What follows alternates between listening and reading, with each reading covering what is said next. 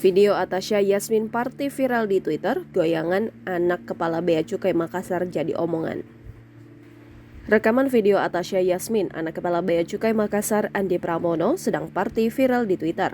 Dalam video viral tersebut, Atasya tampak mengenakan pakaian seksi ketika berada di suatu klub malam. Dia sangat percaya diri, asik bergoyang di keramaian yang gemerlap.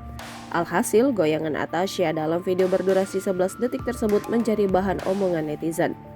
Video viral ini diketahui setelah diunggah di Twitter oleh akun @partaisosmed pada Kamis 9 Maret 2023.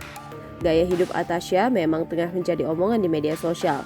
Bagaimana tidak, anak Andi Pramono dinilai kerap memamerkan hartanya. Bukan saja pamer harta, juga terungkap bahwa Atasya kerap merayakan party di klub malam. Hal itu sebagaimana diungkap @partaisosmed lewat video dalam sebuah posting di Twitter. Akun tersebut mengatakan bahwa saat ini Atasya Yasmin sedang melanjutkan studi di Australia. Dia menambahkan sembari studi, Atasya juga kerap foya-foya di klub malam. Video unggahan @partaisosmed langsung menjadi omongan warganet.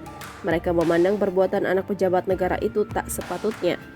Dia menambahkan sembari studi, Atasya juga kerap foya-foya di klub malam. Ada juga yang menyoroti gaya berpakaian wanita dalam video tersebut.